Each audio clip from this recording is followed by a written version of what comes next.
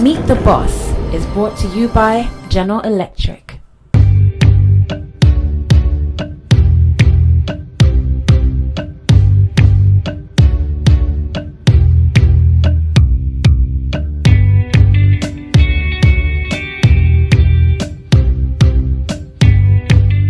Welcome to this episode of Meet the Boss. We hope you enjoyed the last episodes of it. Today, we are poised to bring you a greater show with a business giant.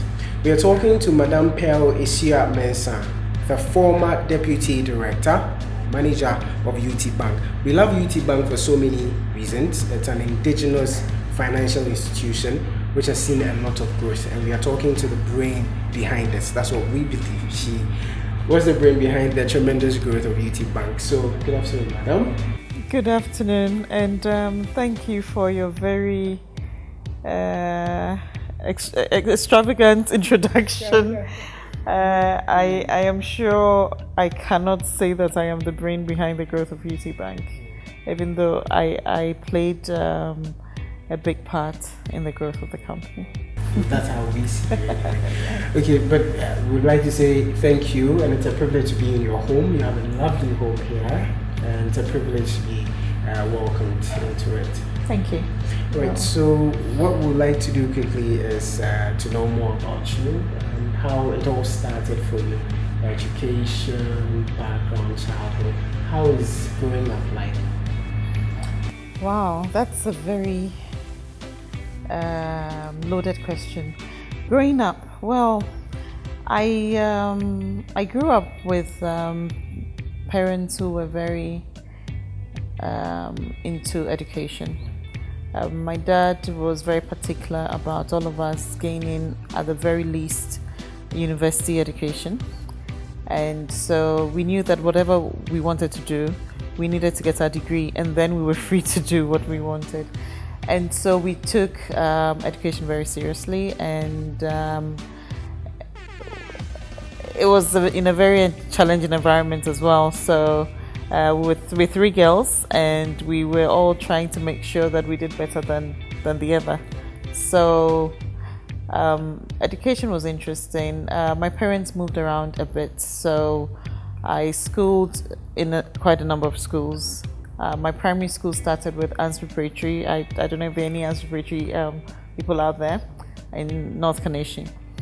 And then I moved to Sierra Leone for a short stint, came back and started my secondary school education in Infantsman. Left again for Sierra Leone and came back, continue in Infantsman, and then Wesley Girls for my sixth form.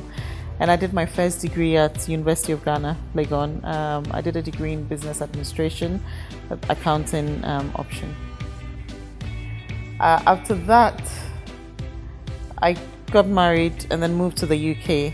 And whilst I was there, I started my FCCA, completed it, and then also started a master's in international business strategy at Manchester Business School.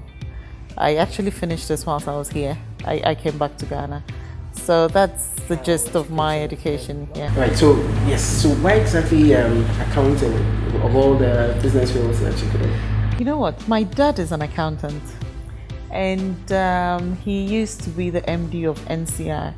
And I think when I was growing up, I just, going to his office and seeing him sitting behind his desk, and I just thought it was such a great thing, and that's all I wanted to be. I wanted to be like my dad, so it meant I was going into accounting because that was what he did. Let's talk about business generally in Ghana, and you have served at one of the topmost places. UT Bank is doing very well. So what would you say that the right strategies of growing businesses, especially in Ghana, would be? I've always been very interested in small, medium-sized companies and growing them to become big companies. That's one of the things that UT really concentrated on, one of the things that UT wanted to do. And there's some things that we find are lacking in the smaller companies. One is the right personnel. So you'll find that we tend to cut corners because we can't afford the right personnel in areas like maybe finance, marketing, especially brand management. There are quite a few things that we don't find important. But for you to move from a small company to a big company, there's certain things that have to be put in place. And one of the other things is also governance. The governance structures are normally quite weak, and the finance structures are also quite weak. Okay, so was that what you did with UT, seeing it like propelling it to the kind of company we see it to be now? Well, UT actually put itself through a transformation to ensure that it got these things right at a very early stage. I was with UT for 11 years, and so when I started at UT was very small, but UT as a company realized very early that if they don't put those structures in place, they won't be able to achieve the goals that they wanted to achieve. So at a very early stage, governance issues were looked at.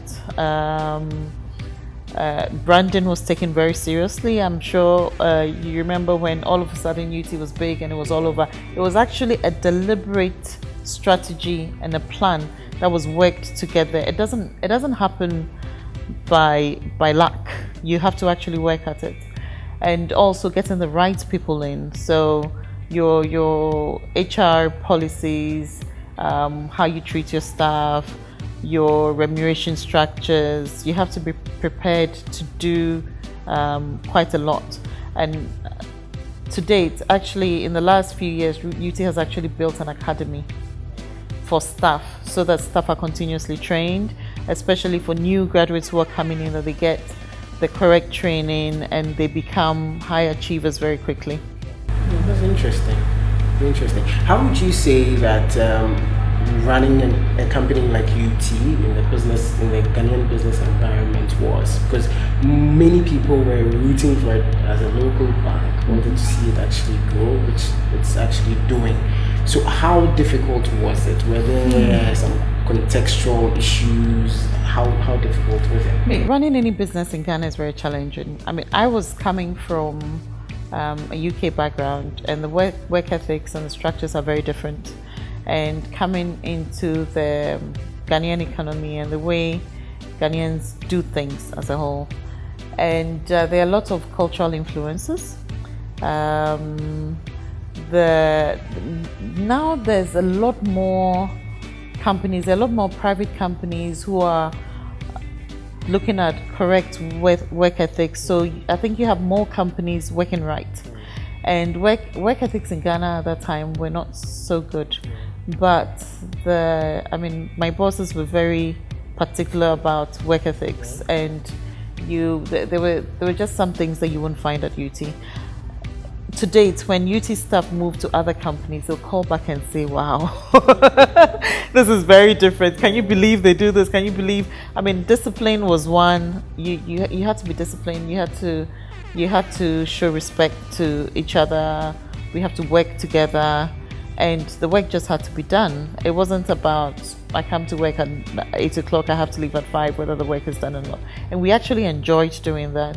And because it was a small, growing company, it was actually very exciting, because you got the opportunity to do so many new things. And the challenges came hard and fast. We dealt with it. Some we didn't do so well, some we did very well. We learned our lessons and then moved on. Okay. For you personally, what would you describe as your high moments with UT, successes and things like that? Honestly, for me, the one thing that stands out is the IPO, because there was a company that in the space of about 4 years, less than 4 years, had transformed itself to the point where it could launch an IPO. And we did the IPO. Unfortunately for us, it happened we actually did it the month after Lehman Brothers collapsed. That's when the global financial economy it just happened, and we were like, do we go ahead? Do we stop? Because then there were a lot of foreign funds interested. They all overnight they all went away. So we had to change our strategy completely. bring it home, get Ghanaians to be excited about owning a piece of Ghanaian history. And we did that, and it was actually completely subscribed. And for me, it was an experience I will not forget in a long time. It taught me so many things. What stood with you or stuck with you that you'd like to share with perhaps young interns who inspire them when sometimes they feel that something they want to do may be getting impossible, like in the case? I think that generally you'll be surprised at what you can do if you put your mind to it. And if you're working with the right people, if you choose to have the right people around you, it actually makes impossible things look possible. And I think that we just shouldn't be afraid to fail. I do a lot of, I take a lot of speaking engagements to young people, and I tell them, you have to fail a few times. If you don't fail a few times, you will fail at the wrong time, and you wouldn't know how to deal with it. But anytime we fail at something and we're able to get up and dust ourselves off and go at it again and again and again, we grow in so many ways. We learn so much, and that kind of perseverance is critical for the growth of any kind of venture, whether it's a corporate venture or an educational one, or whether you want to climb Mount Kilimanjaro or whatever. It's the perseverance. Yeah. So folks, that's how we draw the curtains on this session of Meet the Boss. I'm sure you'll be looking out for another session, and we say a great thank you to Madam Pearl Esua-Mensah. You had it all for yourself. Aspire to greater heights, whether you're a woman, whether you're a man. Never take no for an answer. Nothing is impossible. Those are some of the main things that we have learned today. Thank you so much.